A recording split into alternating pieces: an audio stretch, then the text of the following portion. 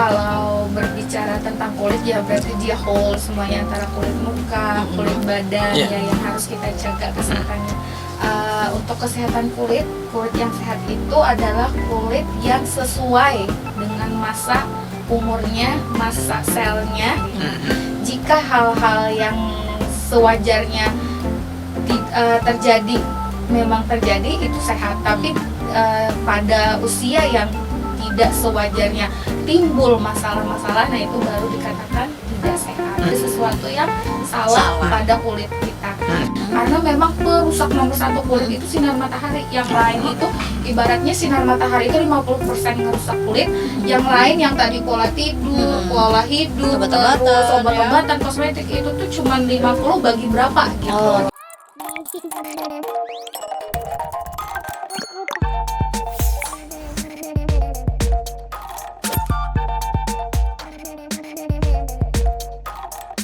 Oke, kesehatan kulit merupakan hal yang paling penting yang benar-benar kita jaga, apalagi itu merupakan suatu keharusan bagi penampilan semua orang.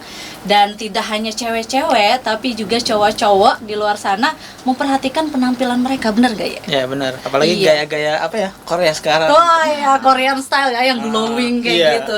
Tapi ya, itu untuk menjaga agar kulit kita itu tetap sehat, banyak sekali faktor-faktor di luar sana yang menghambat hal-hal itu. Nah, justru itu kita pengen tahu nih, bagaimana sih cara menghindari faktor-faktor yang mencegah kerusakan pada kulit-kulit wajah kita. Dan langsung saja kita tanya pada ahlinya. Iya, ada Dr. Balina Erewati. Halo, Dok. Halo, dan biasa disapa dengan Dr. Balen. Oke. Iya, sehat? Sehat, alhamdulillah. Iya, dan hari ini juga kan Dr. Balen, kita hari ini akan membahas berbagai macam faktor-faktor nih, baik itu faktor internal maupun faktor eksternal, khususnya ya yang menghambat kesehatan kulit wajah kita dulu. Mungkin Dr. Balen bisa menjelaskan secara singkat nih, seperti apa aja sih faktor-faktor kerusakan itu? Iya, kalau berbicara tentang kulit ya berarti dia whole semuanya, antara kulit muka, kulit badan ya yang harus kita jaga kesehatannya. Mungkin kita perlu ini juga dulu mengetahui apa sih definisi dari sehat itu sendiri ya. Untuk kesehatan kulit yang sehat itu adalah kulit yang sesuai dengan masa umurnya, masa selnya, tidak berkekurangan dan tidak berkelebihan. Artinya dia kalau dia sudah masanya berkerut, dia berkerut nggak apa-apa, itu tetap sehat namanya. Tapi bukan berarti dia tidak sehat, dia sesuai dengan kondisi usia selnya sendiri. Jika hal-hal yang sewajarnya terjadi memang terjadi itu sehat, tapi pada usia yang tidak sewajarnya timbul masalah-masalah, nah itu baru dikatakan tidak sehat. Misalnya kerutan yang hadir atau muncul di usia 20 tahun berarti kulitnya tidak sehat, berarti ada sesuatu yang salah pada kulit kita. Atau misalnya terjadi plek di usia yang seharusnya 40 tahun baru keluar plek, di usia 30, under 30 udah keluar, berarti ada sesuatu yang salah, ada problem, berarti itu kulitnya tidak sehat. Itu kulit muka ya. Beda lagi sama sama juga sama kulit badan. Misalnya badannya sehat, kulit sehat itu bisa juga dia tidak belang, itu juga sehat ya. Tidak belang dalam arti di sini misalnya dia keluar naik motor, kalau dia nggak pakai sarung tangan dia belang, ya itu wajar. Kalau misalnya dia nggak ngelakuin aktivitas apa-apa kemudian dia belang kulitnya, nah itu juga tidak sehat gitu. Berarti ada faktor-faktor di dalam atau eksternal yang mengganggu sel-sel melanin sehingga produksinya beda antara tempat yang satu dengan tempat yang lain. Nah, itu faktornya seperti apa nih, Dok? Apa aja nih faktornya? Pasti banyak kan ya hal-hal itu. Oh ya, tadi ya berbicara sehatnya ya. Betul. Sekarang faktor-faktor yang membuat kulit tidak sehat. Jadi dia faktor-faktornya itu juga ada faktor dari luar, eksternal, dan faktor dari dalam. Dari luar sendiri pasti sudah sangat familiar ya. Kalau yang perusak utama kesehatan kulit itu adalah matahari UV, UVA, UVB, UVC gitu. itu yang ngerusak dari luar, serta satu paparan sinar matahari, dua yang kita kasih ke kulit, baik itu kosmetik, mau dari di kulit muka, mau dari di kulit badan gitu ya. Yang ketiga adalah faktor dari dalam diri kita sendiri. Yang pertama adalah yang faktor eksternal itu dari dalam diri kita sendiri. Yang pertama gen kita sendiri, tingkat ketahanan gennya gimana. Terus yang kedua adalah yang kita masukkan ke tubuh, faktor makanan, minuman, radikal bebas gitu. Yang lain adalah pola hidup, gaya hidup, tidur, olahraga dan sebagainya. Itu sih faktor-faktornya. Kalau ini gimana? Yang UVA, UVB itu gimana tuh ininya? Apa ya? Kita mengetahuinya gitu. Kerusakan seperti apa ya yang terjadi? Betul. Di kulit kalau terkena paparan UVA, UVB secara berlebihan ya. Kalau yang standar-standar aja tidak akan merusak terlalu banyak ke kulit ya. Jadi kalau UVA, bedanya nih UVA sama UVB adalah kalau UVA itu gelombangnya panjang. Jadi dia ngerusaknya itu ke lapisan yang lebih dalam. Kalau UVB itu dia gelombangnya pendek, jadi ngerusaknya di permukaan aja. Kulit jadi bagian gini, luar ya. kebetulan saya bawa ininya biar enak. Sebenarnya kalau dia ada kulit itu ininya apa? Lapisan. Pentemnya miniaturnya ada gitu, jadi mudah ngejelasin. Berhubung saya nggak bawa itu, jadi bawa ininya aja, slide-nya. Ini lapisan kulit ya. Ini epidermis. Jadi kulit itu dia ada 3 lapisan. Nah, lapisan yang pertama itu yang ini, epidermis. Terus agak ke bawah sedikit itu namanya dermis. Di situ ada kelenjar-kelenjar, kelenjar minyak, kelenjar sebum, semuanya ada di situ. Terus ada yang paling bawah. Nah, di UVA sendiri dia masuknya itu UVB dulu ya, yang paling terkenal UVB kan. Nah, dia tuh ngerusaknya sampai sini aja. Lapisan luar ya. Lapisan luar. Ini fungsinya apa? Kita harus tahu fungsinya ini dulu sehingga kita tahu apa yang akan dirusak sama si UV tadi. Nah, kenapa kita ngomongnya lebih banyak ke sinar matahari? Karena memang perusak nomor 1 kulit itu sinar matahari. Yang lain itu ibaratnya sinar matahari itu 50% ngerusak kulit. Yang lain yang tadi pola tidur, pola hidup, obat-obatan, kosmetik itu tuh cuman 50 bagi berapa gitu. Nah, jadi langkah pentingnya kita lebih mendalami ke sinar matahari ya. Jadi yang si UVB tadi di sini, ini nih fungsinya adalah dia ada namanya, nih saya perbesar lagi lah ibaratnya, zoom out ini ya. Ini lapisan yang ini tadi, ini zoom outnya ini. Jadi dia ada 5 lapisan. Ada namanya ini, nama kedokterannya sih. Nah, yang paling penting adalah stratum corneum, Mbak Revi. Stratum corneum ini adalah sistem pertahanan kulit, skin barrier. Ya, skin barrier ada di sini. Ini nggak boleh kekikis sama sekali dan nggak boleh rusak. Kalau ini rusak udah habis semuanya. Udah habis kesehatan kulit kita. Ibaratnya ini tentaranya di atas nih, di pelindung utamanya nih. Ya kulit kita tuh ya. Stratum corneum namanya. Dia benteng. Ketika benteng ini runtuh, udah masuk semuanya, udah hancur. Jadi ketika dia ini udah nggak ada, ini ngerusak di lapisan epidermis ini, semua masalah kulit timbul. Merah, berjerawat, kering, kusam, semuanya. Nggak bisa salah sedikit, nggak bisa cuci muka, lupa telat, dia langsung muncul jerawat. Jadi sensitif ya kulitnya sensitif ya? Banget karena tidak ada pertahanannya sama sekali gitu. Jadi yang dirusak oleh UVB adalah ini, stratum corneum ini yang dia rusak. Manifestasinya adalah kulit terbakar. Kalau kelamaan di sinar matahari jadi gosong. Ada bahkan ini ya bisa kalau misalnya berkepanjangan kayak gitu bisa kanker kulit ya justru ya. Iya, misalkan benar sekali kan tidak ada pertahanannya tadi. Jadi alangkah mengerikannya si sinar UV ini sebenarnya ya. Terus dia bisa jadi plek, macam-macam dia. Nah, terus kalau UVA ini sekilas ya buat UVB-nya. Kalau UVA dia tembusnya ke dermis ini tadi, di yang tempat-tempat kelenjar, di tempat yang lebih dalam. Jadi apa bedanya kerusakan yang dihasilkan oleh UVB sama UVA? Kalau UVA karena dia dalam, jadi dia manifestasinya bukan hitam, bukan gosong, bukan bintik jerawat, hitam segala bukan. macam. Dia lebih ngerusaknya lebih hebat, kerutan. Mohon maaf, ini masnya umur usia berapa ya kalau boleh? Aku di 30-an. Jadi ini tadi ya, pas waktu berpikir dia kerutnya keluar banget kan ya. Nah itu namanya kerutan yang ini, yang masnya ini. Nah itu bisa diperparah sama UVA. Oh, UVA. Iya. Nah, semakin masnya tidak memakai kita ya Mbak, saya juga ada sebenarnya, cuman kalau dia sesuai usia ya nggak apa-apa, tapi kalau dia banyak berarti UVA-nya lebih lebih ini ya, lebih menghancur ini, jadi dia manifestasinya adalah kerutan.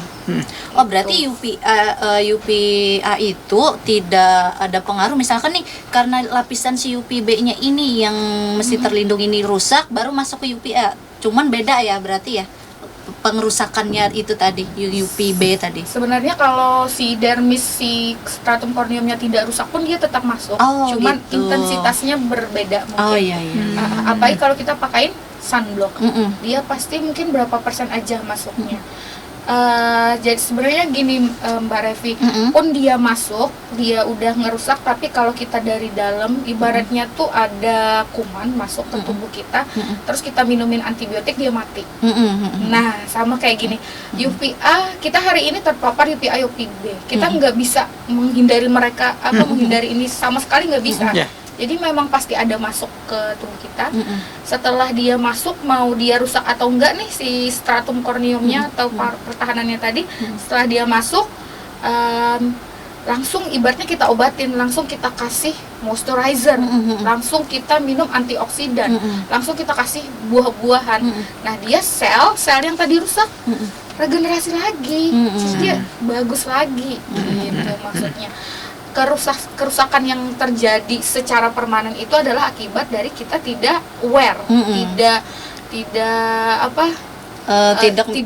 menjaga kesehatan kita dari dalamnya ya, mungkin ya. Dari luar kita udah tahu nih dia rusak, tapi kita biarin hari ini rusaknya 1%, besok tambah lagi, besok tambah lagi, akhirnya manifestasinya kan tahunan kan, ini baru kelihatan setahun kemudian kerutnya banyak kita di sini ya.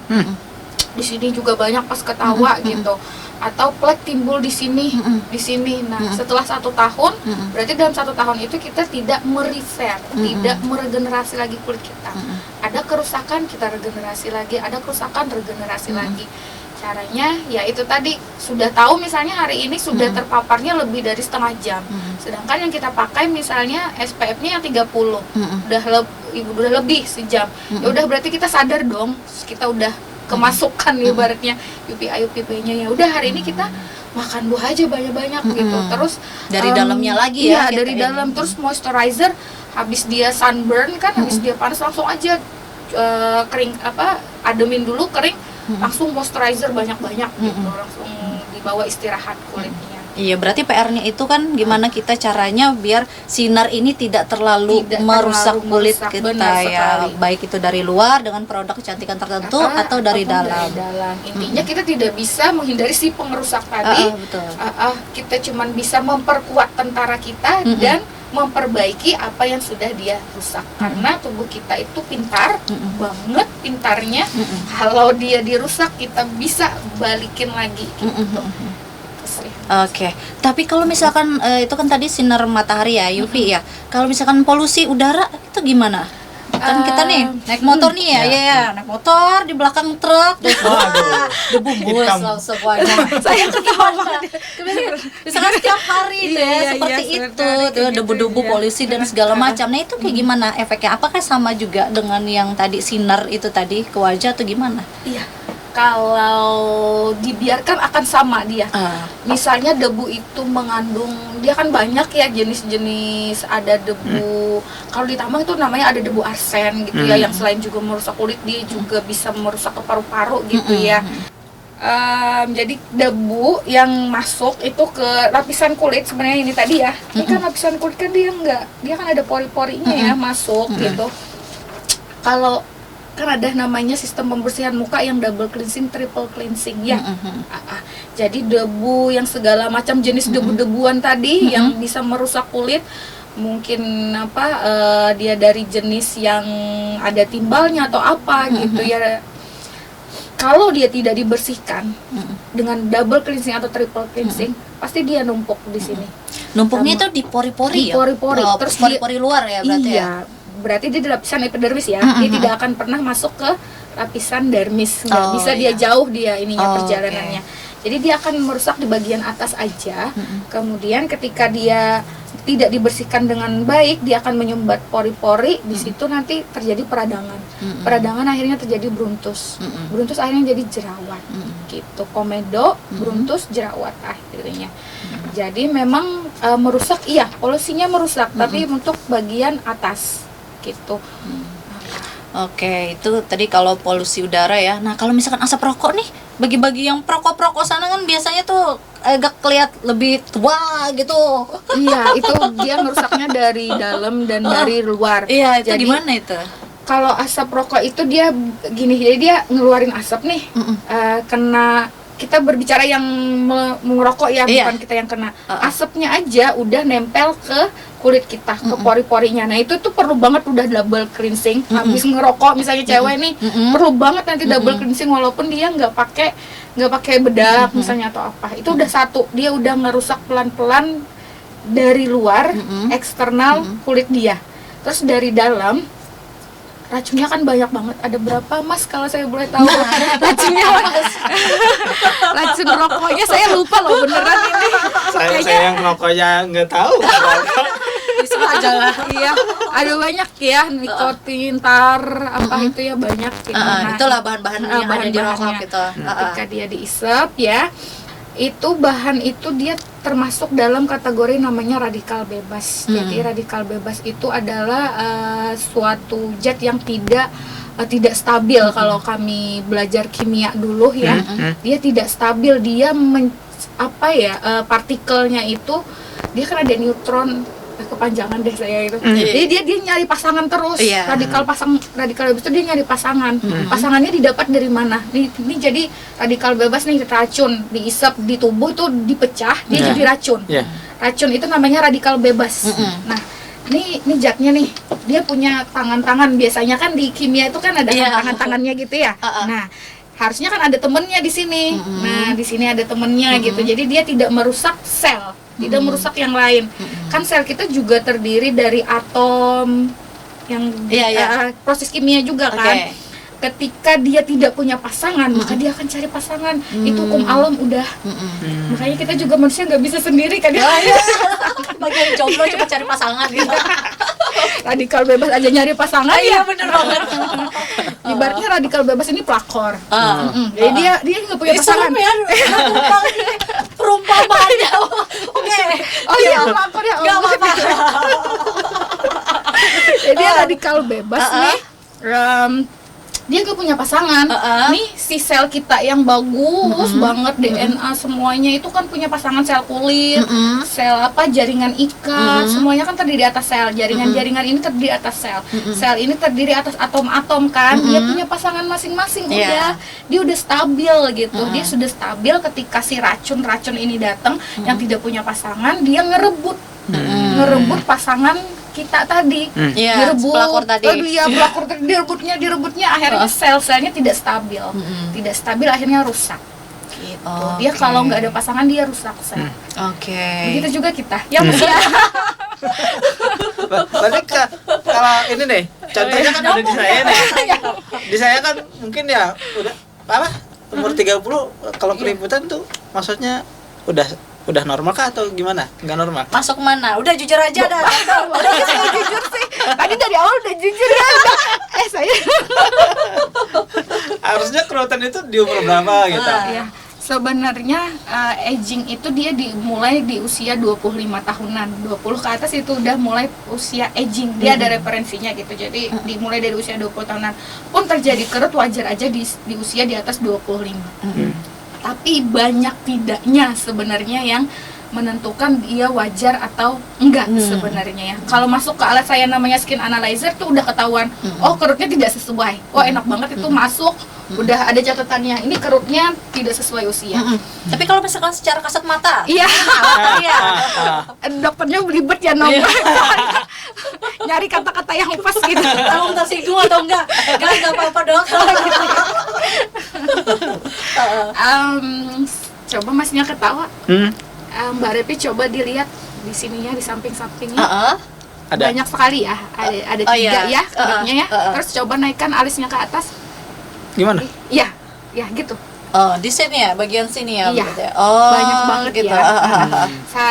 Saya sudah 36, Hmm. hampir 36. Sebentar lagi Mbak Repi. 31. Ya. Masnya 34. 34 ya. Seharusnya kalau memang dirawat dengan baik ya. Saya senyum kan ya. Hmm. Ini nggak ada ya. Hmm.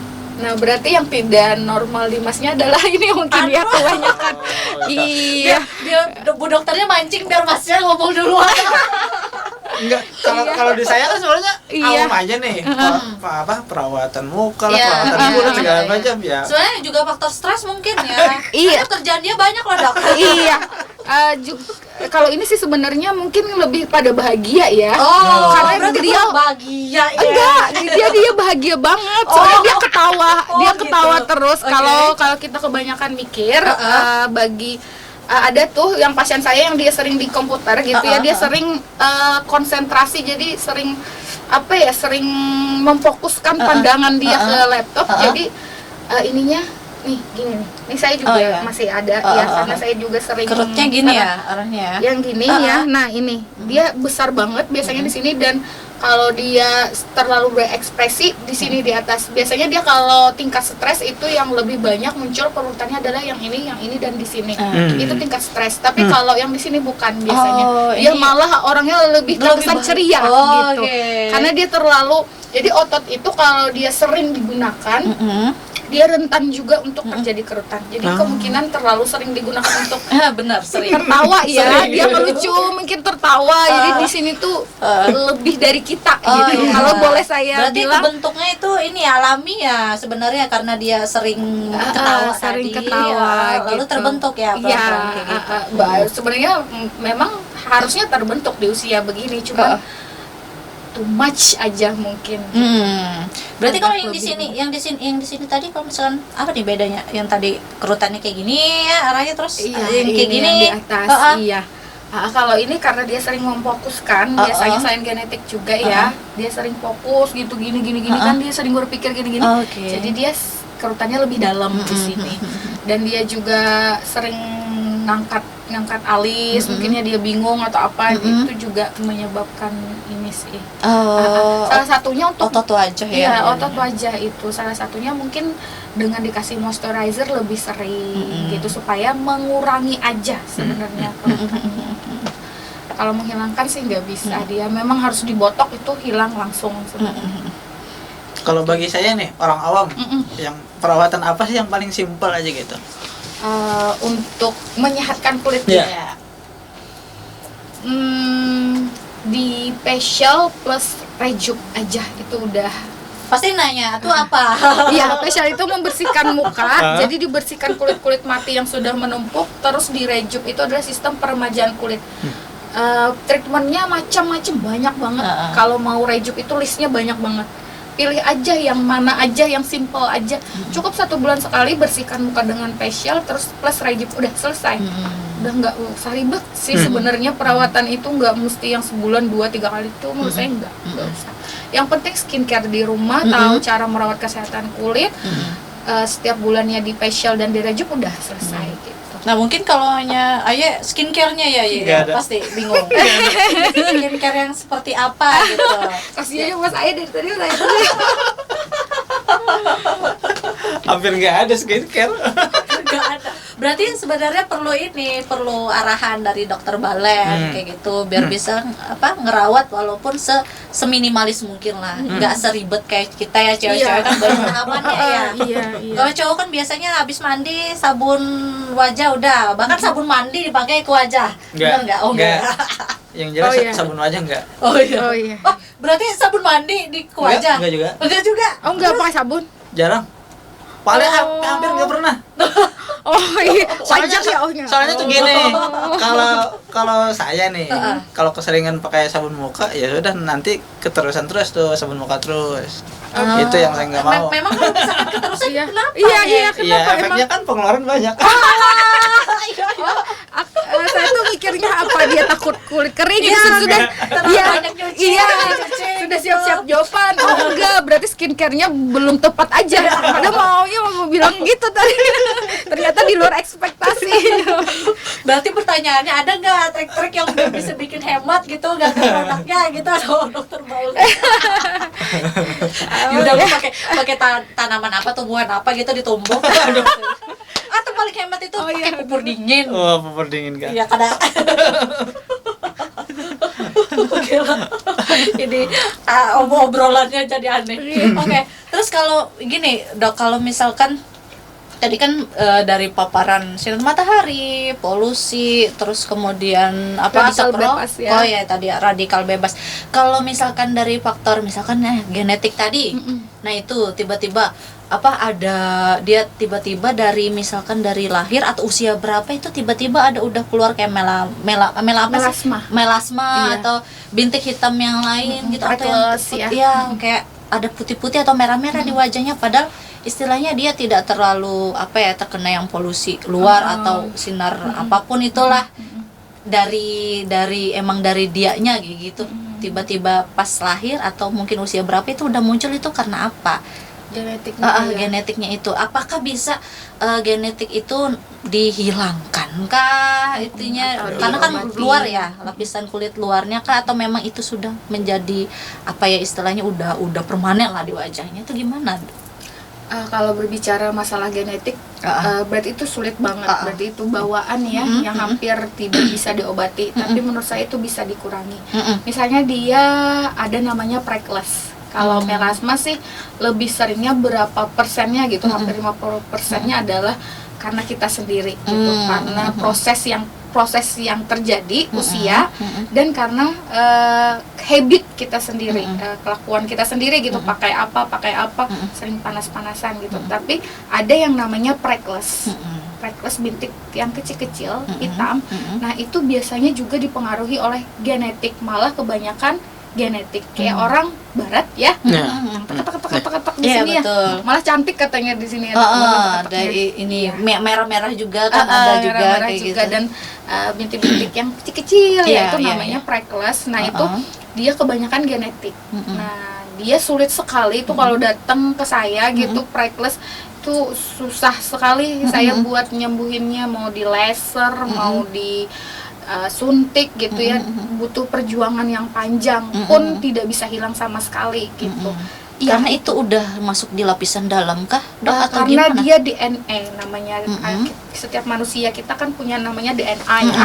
DNA yang membawa sifat-sifat dari leluhur kita, Betul. dari orang tua kita ya. Jadi dia bakalan kayak apa ya, kalau DNA tuh kayak si tuannya lah. Si tuan rumah. Jadi dia sudah punya memori buat ini, dia kan memorinya banyak nih buat DNA itu banyak ya, buat kulit juga, buat apa, emosi juga kan, buat macam-macam. Kita bicaranya ke kulit, DNA misalnya nyuruh kamu itu sudah cetakannya ada freckles. Jadi nanti kita si dokter kecantikan ngebantu ngurangin frecklesnya. Begitu mau hilang, namanya DNA-nya udah kecetak, bikin lagi. Dia tinggal suruh aja DNA itu. Mau ini bagus lagi, bikin lagi. Jadi kayak apa ya, kita mau menghilangkan ya terus-terusan ya, percuma ya. Jadi dia ada di lapisan sini misalnya kan freckles itu dia dalam. Dia dalam. Kalau melasma dia bisa aja di dermis ya, di epidermis dia bisa. Jadi kalau melasmanya itu ngenempluk gitu ya, di lapisan epidermis lagi kasih aja krim racikan, dia bisa hilang kok gitu ya. Tapi kalau melanin yang ada di bawah-bawah, nah itu dia yang mungkin nggak hilang dengan hanya krim gitu. Jadi dia perlu perawatan untuk mencapai. Freckles itu biasanya di sini, di arah yang lebih dalam, dan dia kalau kita sel melaninnya kita nonaktifkan atau kita tekan gitu supaya produksinya berkurang dengan racikan dan sebagainya, iya hilang. Tapi nanti Balik ada lagi ya? balik lagi karena memang udah cetakannya. Kayak tumbuh terus ya, Iya, walaupun dia dipangkas tumbuh ada lagi. karena dia Oke. genetiknya memang ada gitu. Cara kita sebagai dokter kecantikan tuh kita cuman bisa ngurangin aja. Syukur-syukur hilang. Hilang kalau karena genetik sih susah banget. Hilangnya dia pasti akan hilang, itu pun mungkin jangka waktu 2 tahun. Si DNA-nya ini akan suruh lagi gitu, bikin lagi. Berarti sama Seumur kan ya hidup. kayak yang kadang tuh ada juga ngelihat orang yang kayak apa sih namanya, yang putih-putih, tiba-tiba putih-putih besar Vitiligo, walaupun iya, kayak itu gitu ya. vitiligo. Kata Iya, Albina, seperti Albina itu ini Iya, gen itu juga ya? genetik kan, karena dia disuruh oleh DNA-nya dia albino, dia tidak punya sel melanin sama sekali ya. Dia kecetak di DNA-nya tuh kamu nggak punya sel melanin. Kayak apa ya? Kayak DNA itu rajanya kita lah, yang nyuruh semua, bahkan emosi kita yang kita tidak sadari pun sebenarnya ada tercetak di DNA situ. Jadi berat ya katanya. Pembahasannya kalau DNA itu berat banget deh. Jadi berarti walaupun ini ya operasi gitu nggak bisa ya, karena itu akan terus muncul, terus tumbuh Kecuali gitu ya, DNA-nya di ini. Kan ada namanya stem cell kan. Iya. Pencangkokan sel. Sel itu kan di dalam sel dia ada lapisan namanya apa, ada di dalamnya DNA. Nah, kecuali itu dicangkok, diganti. Perbaikan langsung di DNA-nya. Iya. Oke. Kan katanya ada Michael Jackson ya vitiligo ya, rumornya itu sih kita nggak tahu pasti ya. Dia sebenarnya vitiligo, katanya bukan dioperasi, vitiligonya sudah seluruh badan ya, katanya sih begitu, tapi nggak tahu juga. Oke, ternyata begitu ya. Iya, di dalam sel ada DNA. Iya. DNA itu yang bikin kita semuanya genetik kita gitu. Oke. Lanjut lagi, kita kalau misalkan ini konsumsi obat-obatan kayak gitu, ini kan sering banget nih, apalagi nih misalkan ibu hamil baru selesai melahirkan, terus dia pakai pil KB. Kebanyakan rata-rata ya orang-orang yang aku temuin nih dok, itu mereka yang konsumsi pil-pil KB itu ada efeknya ke kulit kayak gitu. Benar. Ke kulit tiba-tiba ada apa hitam-hitam gitu di wajah itu. Gimana itu? Like, Karena ya. apa? Terus gimana cara menghilangkannya kayak gitu?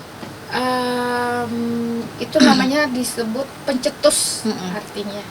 Gimana ya kita analoginya? Pasangan toksik aja deh. Pasangan dulu ya. Kekinian banget kita analoginya. Iya, punya pasangan toksik Oke. ya. Jadi kita tuh jadi bad habit jadinya ke kitanya jadi manifestasinya nggak bagus lah. Kalau kita mau kita balik lagi ke yang baik gitu ya, ke good habit, pastinya yang pertama kita hilangkan apa yang dulu nih. Ya si toksik tadi, Iya. buang aja dulu toksiknya, baru kita mau perbaiki diri ya. Betul. Sama kayak halnya KB. KB itu ada yang estrogen, progesteron dan sebagainya. Betul. Itu hormon.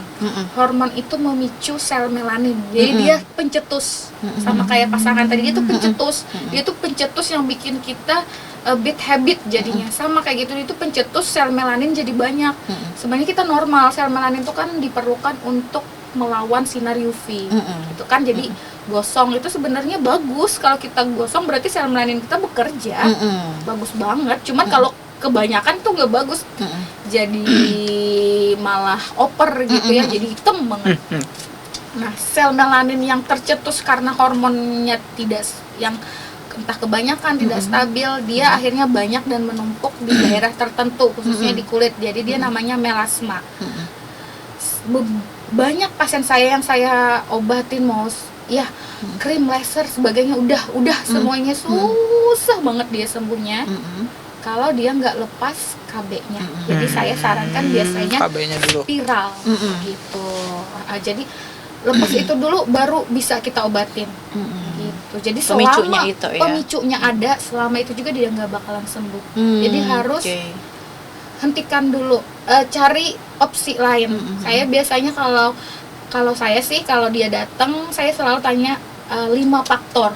Kalau melasma itu saya tanya 5 faktor yang saya tanyain dulu nih, dia nih kenapa, dan melasmanya tuh kenapa. Saya tanya, pertama itu genetik. Saya tanya saudaranya ada yang pelekan nggak, Mm-mm. mamahnya gimana. Kalau kata dia ada, itu saya udah mikir susah ini, Mm-mm. jelasin. Keturunan ya Susah. berarti. Ha-ha. Iya. Yang kedua adalah usia. Saya tanya dulu usia berapa, 40 tahun ke atas. Dia bilang 40 tahun. Oh ya, wajar berarti pleknya. Berarti tingkat saya menyembuhkannya ya nanti mudah aja. Cuman nanti saya bilang mungkin bakalan muncul lagi. Karena seiring berjalannya usia. Tapi kalau dia di umur 25 tahun dia udah plekan, saya bisa bilang nanti hilang kok ini. Nanti balik lagi usia kamu up 40 lah. Karena kan tidak wajar pleknya. Oh. Terus pertanyaan ketiga adalah saya nanya biasanya, sudah menikah belum? Kalau menikah KB-nya apa? Gitu.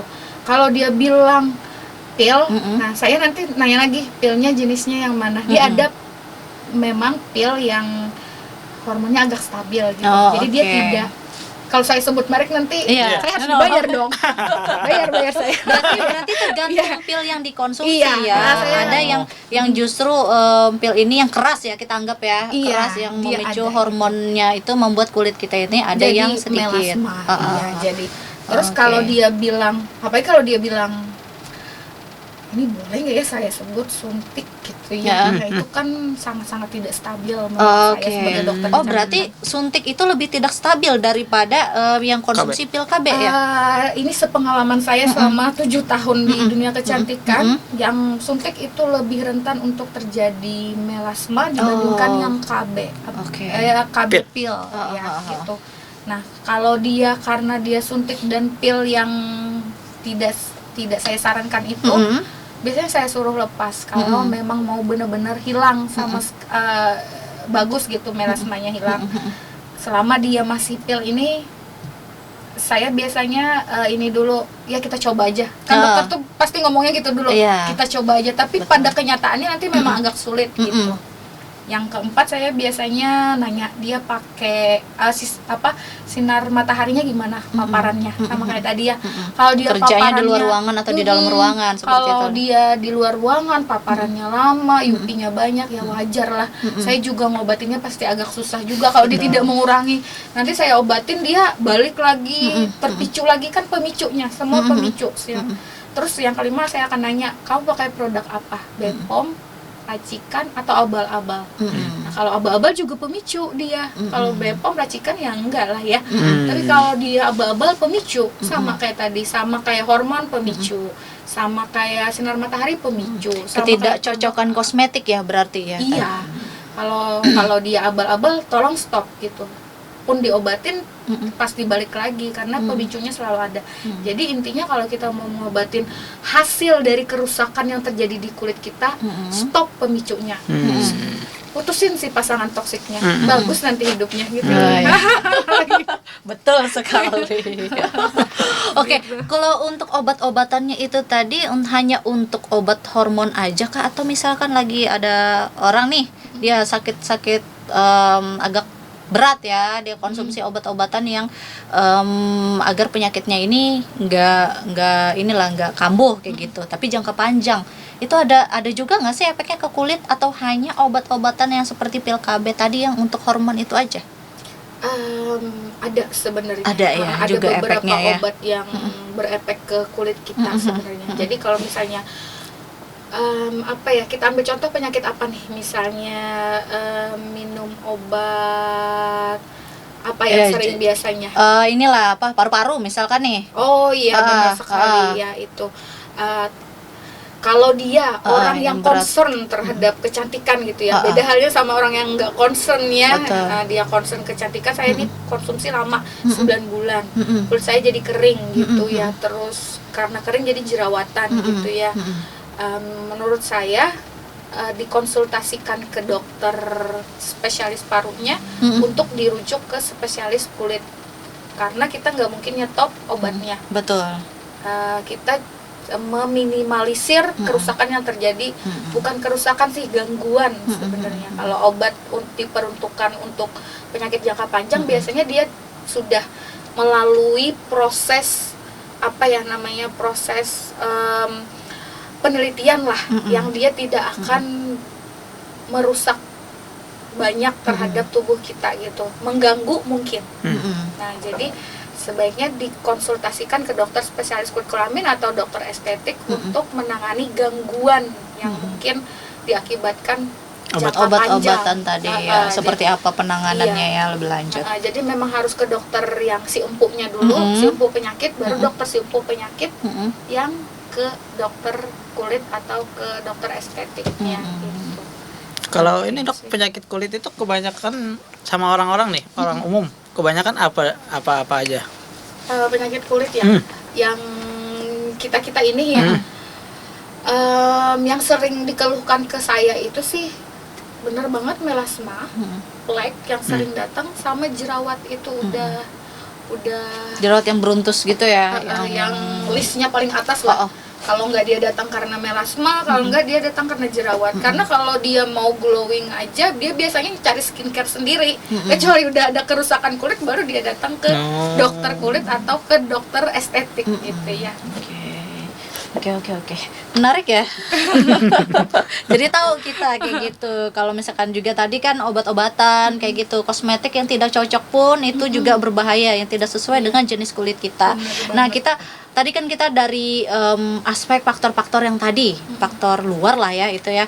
Kalau misalkan untuk gaya hidup ini, Dok. Kalau misalkan kayak stres kayak gitu, terus kemudian ini kurang tidur, kurang minum, itu seperti apa itu bagi kulit kita, apalagi bagi yang orang-orang yang istilahnya tidak terlalu memperhatikan kondisi kulitnya kayak gitu, apakah itu nanti akan berbahayakah di jangka panjangnya atau gimana gitu?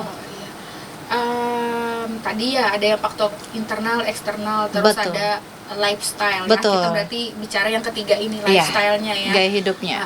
Kalau lifestyle-nya sudah tidak bagus, 1 tahun 2 tahun kemudian pastilah dia bakalan keluar kerusakan-kerusakan yang terjadi. Fatal tidaknya ya tergantung ininya. Kalau manifestasinya ke kulit sebenarnya dia tidak terlalu yang fatal-fatal banget, kecuali dia orang yang tadi concern terhadap kecantikan gitu. Kalau terhadap dia concern banget, pasti itu berasanya fatal banget. Karena apa? Satu, misalnya kita suka pola tidurnya terganggu gitu. Itu suka begadang, terus otomatis nanti kita bakalan dapat mata panda. Bagi kita yang cewek ya, mata panda dikit udah sudah kayak orang apa gitu ya. Nah, tapi kalau bagi laki-laki biasa aja gitu. Jadi kembali ke tingkat kefatalannya itu ke concernnya ke kecantikan gimana gitu. Terus ada juga misalnya dia selain kurang tidur, stres itu mengganggu hormon. Hormon terganggu, dia bisa jerawatan. Gitu ya. Produksi sebum meningkat. Sebum itu minyak. Jadi hormon minyak meningkat, akhirnya dia bisa jerawatan atau kulit berminyak. Nah, gitu. Bertahun-tahun kemudian dari berminyak dulu akhirnya jerawatan. Jerawatannya nggak sembuh-sembuh, kecil-kecil bisa besar akhirnya. Gitu. Nah, pasti kalau dia ya tadi concern kecantikan, dia pasti bakalan ini banget, bakalan tambah stres lagi dia gitu. Betul. Iya, dan kurang minum juga kurang minum dia akibatnya kulitnya kering. Kulitnya kering, kulit kering banyak lagi manifestasinya. Kulit kering jadi kusam. Kulit kering itu karena ya itu tadi karena kita keseringan cuci muka atau emang kulitnya yang kurang hidrasi karena minum air itu sih sebenarnya banyak faktornya ya. Genetik juga. Satu, yang kedua adalah cuci muka, tapi sebenarnya yang kedua itu adalah ininya produknya yang dia pakai, moisturizer-nya banyak atau enggak di kulitnya, baru cuci muka. Biarpun sebenarnya cuci muka yang bagus itu cuma 2 kali, maksimal tuh 3 kali. Saya selalu bilang ke pasien nggak boleh dari 3 kali. Karena apa? Karena ini tadi kita ngejaga si ini jangan sampai terkikis epidermis, stratum corneum ini. Nih si army, si tentara ini, nih kalau dicuci terus nih, dicuci pakai sabun, itu dia nanti terkikis, lama-lama terkikis, jadi kering kulitnya, atau berminyak gitu banyak. Jadi kalau kalau kering, selain juga cuci muka, Hidrasi, iya benar. Tapi sesering-seringnya kita cuci muka nih, misalnya kita udah 3 kali, kita tuh bandel banget, misalnya kita keluar terus kata dokternya, oh ya kata dokternya 3 kali maksimal. Tapi saya keluar terus nggak enak kalau nggak dicuci, bandel banget gitu, ngelawan gitu ya kalau dibilangin. Sesering-seringnya kita cuci muka, kalau dia sering pakai moisturizer juga minimal kerusakannya, ngerti kan maksud saya? Iya. 4 kali misalnya cuci muka, tapi dia setiap 4 kali cuci muka moisturizernya udah kayak nomplok apa gitu. Nah, tapi dia minimal kerusakannya gitu. Jadi sebenarnya cuci muka iya benar sekali, cuman kalau dia timpali dengan hal yang bagus gitu, kasih moisturizer jadi lebih bagus lagi ya. Terus minum, iya pasti itu sel kan 60% dari tubuh kita ini isinya air semua. Betul. Jadi kalau itu kurang pasti ini banget ya. Pasti kelihatan banget keringnya. Jadi kalau cuci mukanya udah benar, 2 kali moisturizernya benar, tidurnya benar, airnya benar, insya Allah dia ini kok Dapat kulit sehat yang alami tadi ya. Tanpa perlu apapun, tanpa perlu jutaan rejup gitu. Nah, betul gitu ya. Ini itu yang Murah tips itu. hematnya itu. Banyak-banyak minum air. Iya, ngelakuinnya susah. Realisasinya susah gitu. Tidak semudah apa yang diomongkan gitu. Tidur ya. jam 2 ya. Orang harusnya jam 11 itu kan siklus sirkadian ya. Harus tidur tuh jam 11, nggak boleh lewat dari jam 11. Tidurnya jam 2. Kadang ada juga gini dok, dunianya terbalik. Dia banyak aktivitas di malam, Iya. tapi di siang dia banyak kan istirahat gitu. Tidur. Itu kira-kira ada ngaruh juga nggak ke Ngaruh kulit kita? banget. Kecuali bisa seumur hidup gitu. Oh, berarti harus Siklusnya siklusnya harus tetap gitu ya, nggak boleh ini berubah-ubah gitu. berubah kayak kita bicarain yang saya di sini kemarin ya, siklus sirkadian itu ya harus tetap sama gitu. Kalau dirubah-rubah itu yang bingung nanti tubuhnya. Si tubuh ini kan pintar, dia pintar banget gitu. Satu hal yang saya pelajari di kedokteran adalah semakin kita tahu semakin kita sadar ya sebenarnya. Semakin kita sadar bahwa ciptaan Tuhan itu luar biasa gitu. Jadi kalau misalnya masnya ngerusak siklus sirkadiannya, kalau mau ganti ya ganti aja sekalian, siang-siang jadi malam gitu. Jangan dirubah-rubah, dia bingung nanti si ininya. Dia mau nyesuain Sel kita mungkin ya yang bingung ya. selnya gitu. Tapi kalau dia diajarin udah kamu siang-siang jadi malam, udah dia bisa mengadaptasi gitu ya, sudah siang-siang jadi malam jadi vampir. Oke, kalau misalnya Jauh ya ini. hari ini perumpamannya luar biasa. Oke, kalau misalkan nih, kalau bagi penderita yang insomnia, kan kurang tidur itu sangat berpengaruh ya pada hormon ya, hormon kita juga tadi sama kayak stres.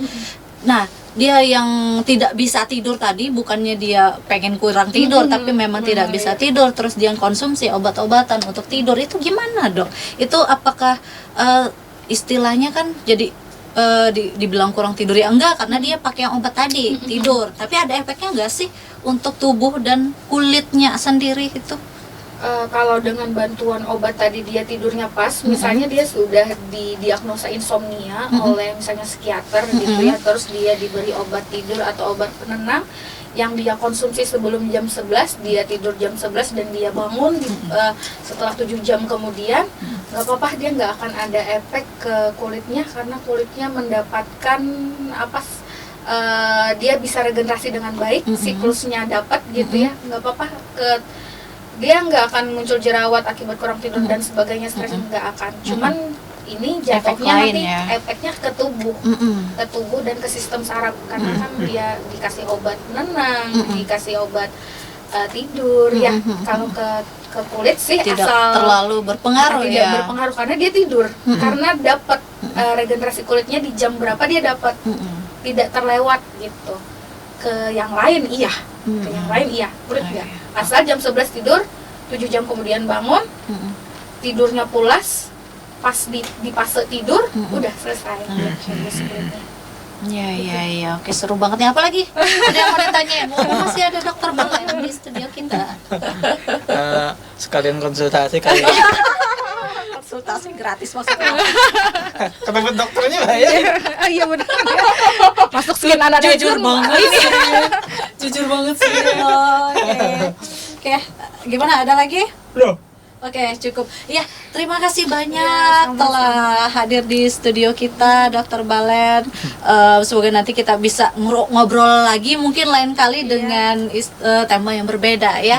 Amin. Oke, teman-teman di rumah, hari ini pembicaraan kita seru banget pastinya, dan jangan lupa tungguin minggu depan dengan edisi yang berbeda. Sampai jumpa di Come Inside Kompas TV Banjarmasin.